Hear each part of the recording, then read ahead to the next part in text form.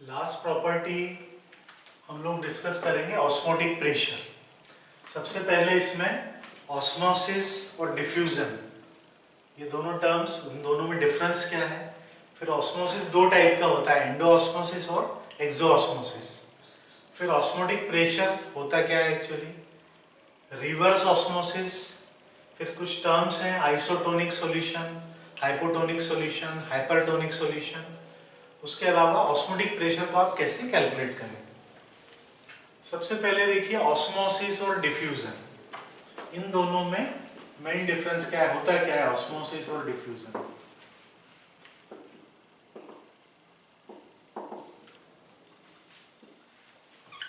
Osmosis ये solution की property है।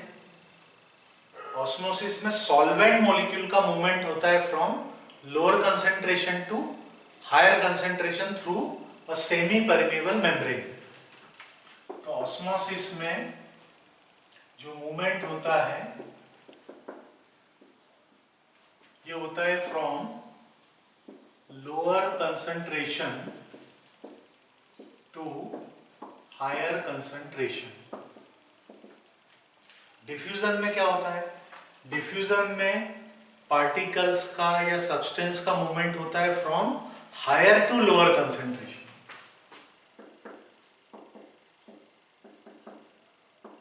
Movement from higher concentration to lower concentration. जैसे एग्जांपल आप देखिए, आपने किशमिश को रात को पानी में भिगो के रख दी, सुबह आप देखते हैं किशमिश फूल जाती है। तो यहां पर क्या हो रहा है, ऑस्मोसिस हो रहा है। यहां अंदर जो है किशमिश के अंदर कंसेंट्रेशन ज्यादा है सॉल्यूशन का, बाहर प्योर वाटर है, यानी बाहर कंसेंट्रेशन कम है, अंदर किशमिश के कंसेंट्रेशन ज्यादा है। तो वाटर का मूवमेंट हो रहा है from lower concentration to higher concentration. Diffusion का कोई एग्जांपल, मान लीजिए इसको परफ्यूम की बोतल मान लीजिए, हमने परफ्यूम को स्प्रे किया, जो भी केमिकल है वो इस बोतल में है। जब इसको आप स्प्रे करेंगे तो इसमें जो भी केमिकल है उसकी फ्रेग्रेंस थोड़ी देर में पूरे रूम में फैल जाती है। मतलब इसमें माइग्रेशन कहाँ से कहाँ हो रहा है, higher concentration to lower concentration. बोतल में कंसेंट्रेशन ज्यादा है, केमिकल यहाँ पर है, रूम में तो है नहीं, तो हायर टू लोअर कंसेंट्रेशन। तो ये बेसिक डिफरेंस समझ में आया।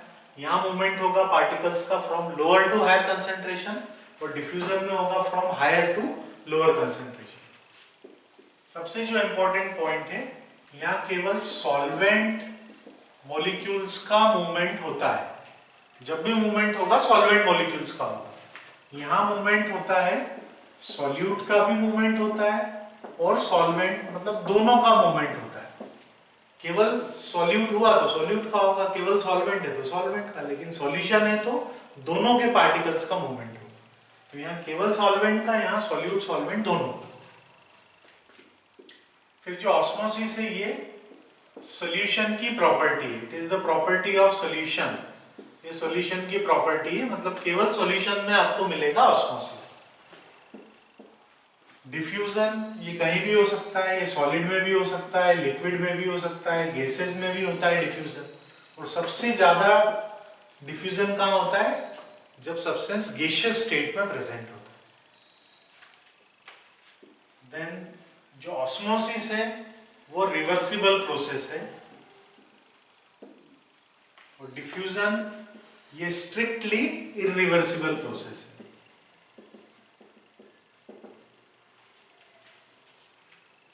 उसके अलावा एक डिफरेंस और आप ले सकते हैं, osmosis across semi permeable membrane होता है।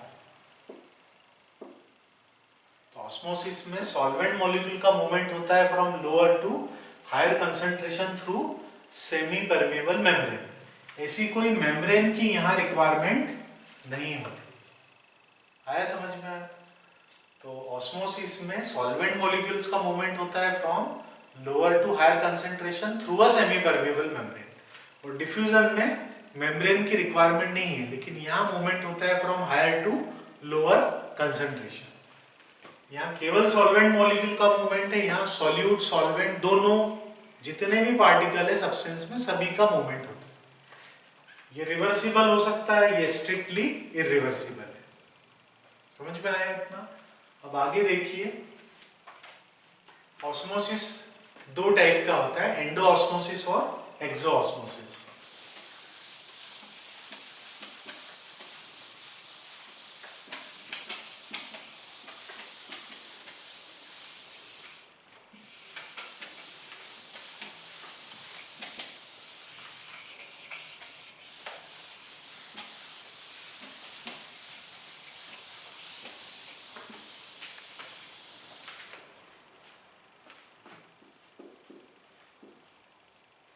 एंडो ऑस्मोसिस, दूसरा प्रोसेस है एक्सो ऑस्मोसिस। एंडो ऑस्मोसिस का एक सबसे सिंपल एग्जांपल हम लेते हैं।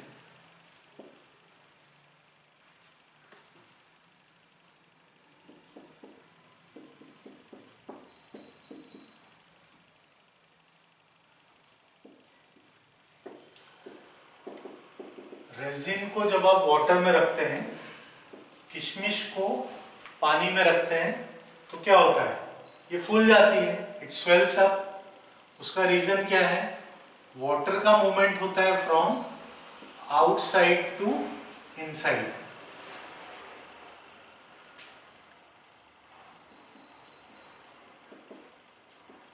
एंडो ऑस्मोसिस का मतलब है movement of water from outside to inside. उसके कारण किशमिश फूल जाएगी। क्या होगा? It swells up. Exo osmosis में यदि हम ग्रेप ले लें और ग्रेप को आपने रख दिया कंसंट्रेटेड शुगर सॉल्यूशन,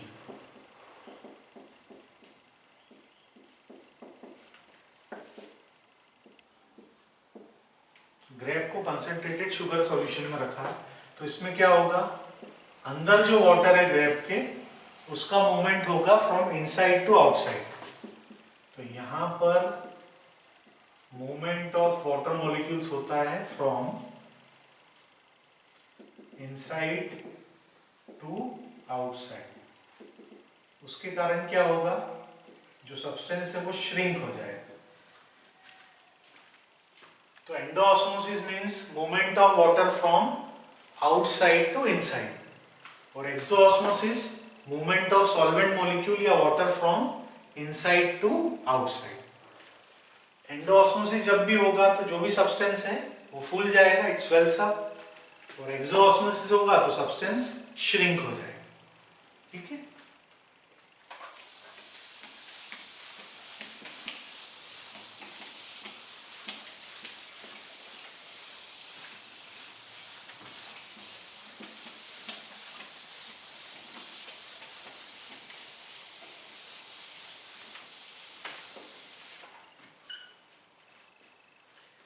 ऑस्मोसिस को थोड़ा और समझते हैं, उसके बाद आपको ऑस्मोटिक प्रेशर, रिवर्स ऑस्मोसिस, ये सब कुछ समझ में आएगा। मान लीजिए ये एक कंटेनर है, इसको हम दो कंपार्टमेंट में डिवाइड कर रहे हैं through a semi permeable membrane.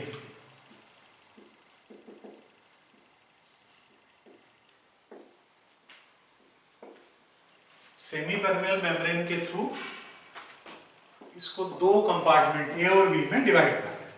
ठीक है? ए कंपार्टमेंट में हमने 10 ग्राम NaCl डिसॉल्व किया है इन 1 लीटर वाटर, और बी कंपार्टमेंट में इसका डबल ले लेते हैं, 20 ग्राम NaCl डिसॉल्व किया है इन सेम 1 लीटर वाटर। अब आप बताइए दोनों में से डाइल्यूट सॉल्यूशन कौन सा है, कंसंट्रेटेड कौन सा है? फर्स्ट वाला क्या है? डाइल्यूट है, तो फर्स्ट को डाइल्यूट लिख देते हैं। सेकंड क्या है? Concentrated solution. अब पहला डाइल्यूट क्यों है, दूसरा कंसंट्रेटेड क्यों है? डाइल्यूट है मतलब सॉल्यूट का अमाउंट कम है, कंसंट्रेटेड है सेम अमाउंट वाटर में सॉल्यूट का कंसंट्रेशन ज्यादा है, तो ये डाइल्यूट है, वो कंसंट्रेट है। तो जब दो डिफरेंट कंसंट्रेशन वाले सॉल्यूशन को आप सेमी परमेबल मेम्ब्रेन से सेपरेट करते हैं तो क्या होता है, तो वाटर का जो सॉल्वेंट है वाटर, उसका मूवमेंट होता है from lower concentration to higher concentration through semi permeable membrane. इस प्रोसेस को हमने क्या बोला, ऑस्मोसिस। तो ऑस्मोसिस में वाटर का मूवमेंट होता है, सॉल्वेंट का मूवमेंट होता है from lower concentration to higher concentration. ठीक है, इतना समझ में आया। अब यदि ये हायर कंसंट्रेशन वाली साइड है, यहां पर एक पिस्टन हम लगा दें और पिस्टन की हेल्प से प्रेशर अप्लाई करें। कहां अप्लाई करना है प्रेशर, हायर कंसंट्रेशन वाले सॉल्यूशन की साइड। कितना प्रेशर अप्लाई करना है, उतना कि जिससे ये ऑस्मोसिस का प्रोसेस बंद हो जाए। तो ये ऑस्मोटिक प्रेशर की एक सिंपल डेफिनेशन है, the process which stops the process of osmosis is called osmotic pressure. जिस प्रेशर से आप ऑस्मोसिस बंद कर देंगे या बंद हो जाता है, उस प्रेशर को बोला जाता है ऑस्मोटिक प्रेशर। समझ में आया इतना? तो the pressure which stops the process of osmosis is called osmotic pressure. अब मान लीजिए ऑस्मोटिक प्रेशर से हम ज्यादा प्रेशर अप्लाई करते हैं तो क्या होगा, तो ऑस्मोटिक प्रेशर से यदि स्लाइटली ज्यादा प्रेशर आपने अप्लाई कर दिया तो वाटर मॉलिक्यूल का मूवमेंट होगा from higher concentration to lower concentration. इसी प्रोसेस को बोला जाता है रिवर्स ऑस्मोसिस। समझ में आया? बिल्कुल इजी कर दिया हमने। ऑस्मोटिक प्रेशर क्या है, वो प्रेशर जिससे कहां लगाना है, हायर कंसंट्रेशन वाले सॉल्यूशन की साइड। कितना लगाना है जिससे ये ऑस्मोसिस बंद हो जाए, वो ऑस्मोटिक प्रेशर है। अब ऑस्मोटिक प्रेशर से थोड़ा सा ज्यादा प्रेशर आप अप्लाई करते हैं तो क्या होगा, तो ऑस्मोटिक प्रेशर से थोड़ा सा ज्यादा प्रेशर लगाएंगे तो क्या होगा, तो सॉल्वेंट का, वाटर मॉलिक्यूल का मूवमेंट होगा from higher concentration to lower concentration. इस प्रोसेस को बोला जाता है रिवर्स ऑस्मोसिस। तो इसलिए ऑस्मोसिस रिवर्सिबल है। आप सभी लोगों के घर में आरओ लगा होगा, आरओ वाटर प्यूरिफायर है ना। तो आरओ पे हम लोग कभी ध्यान नहीं देते। RO means reverse osmosis. भाई वो लोग क्लेम करते हैं ना कि आपकी टंकी में कितना भी ओवरहेड टैंक में कितना भी गंदा पानी हो, आप हमारा आरओ लगा लीजिए, वो एकदम साफ पानी देगा। तो वो क्या हो रहा है वहां पर, हम क्या कर रहे हैं, डर्टी वाटर से प्योर वाटर सेपरेट कर रहे हैं। तो ये रिवर्स ऑस्मोसिस ही तो है। तो रिवर्स ऑस्मोसिस का ये एक एप्लीकेशन है, separation of pure water from salt water या फ्रॉम इम्प्योर वाटर। इतना समझ में आया? अब देखिए तीन टर्म्स हैं यहाँ पर, आइसोटोनिक सॉल्यूशन, हाइपोटोनिक सॉल्यूशन और हाइपरटोनिक सॉल्यूशन।